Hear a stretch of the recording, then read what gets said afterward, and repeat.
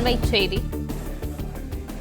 வயது முதிர்ந்தோர் மாற்றுத்திறனாளிகளுக்கு இல்லத்திற்கே சென்று ரேஷன் விநியோகிக்கும் முதலமைச்சரின் தாயுமானவர் திட்டத்தை சென்னையில் வரும் 12ஆம் தேதியன்று முதலமைச்சர் மு.க.ஸ்டாலின் தொடங்கி வைக்க இருப்பதாக தகவல் வெளியாக இருக்கிறது.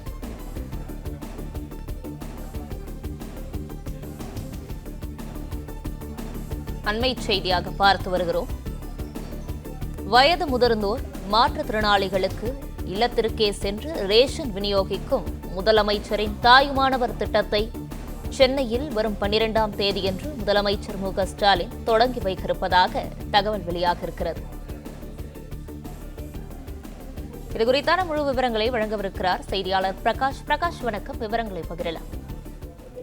தமிழ்நாட்டில் உள்ள வயது முதிர்ந்தோர் மற்றும் மாற்றுத்திறனாளி குடும்ப அட்டைதாரர்களின் இல்லத்திற்கே சென்று அரிசி, சர்க்கரை உள்ளிட்ட ரேஷன் பொருட்களை விநியோகம் செய்யும் முதலமைச்சரின் தாய்மானவர் திட்டத்தை வருகின்ற 12ஆம் தேதி சென்னையில் முதலமைச்சர் ஸ்டாலின் தொடங்கி வைக்க உள்ளதாக அறிவிக்கப்பட்டிருக்கிறது.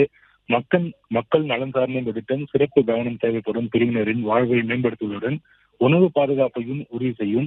இந்த திட்டத்தின் வாயிலாக 34,809 நியாய விலைக் கடைகளை சேர்ந்த 70 வயதிற்கு மேற்பட்ட மூத்த குடிமக்களை கொண்ட 15,81,364 குடும்ப அட்டைகளில் உள்ள 20,42,657 பயனாளர்களும் 91,969 குடும்ப அட்டைகளில் உள்ள 1,27,797 மாற்றுத்திறனாளிகளும் ஆக மொத்தம் 16,73,333 குடும்ப அட்டைகளில் உள்ள 21,70,452 பயனாளர்களும் அவர்தம் இல்லங்களிலேயே குடிமைப் பொருட்களை விநியோகம் செய்ய வழிவகை செய்யப்பட்டுள்ளதாக அறிவிக்கப்பட்டிருக்கிறது.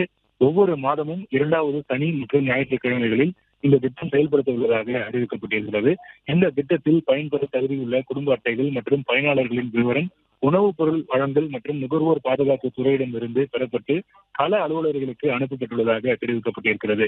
70 வயதுக்கு மேல் உள்ள குடும்ப அட்டைதாரர்கள் மற்றும் மாற்றுத்திறனாளிகளின் வீட்டிற்கே சென்று குடிமைப் பொருட்கள் வழங்குவதால் அரசுக்கு 30.16 கோடி செலவாகும் என்று தெரிவிக்கப்பட்டிருக்கிறது. பிளே ஸ்டோர் மற்றும் ஆப் ஸ்டோரில் இருந்து பாலிமர் செயலியை QR கோடு மூலம் பதிவிறக்கம் செய்யுங்கள். செய்திகளை உடனுக்குடன் பெறுங்கள்.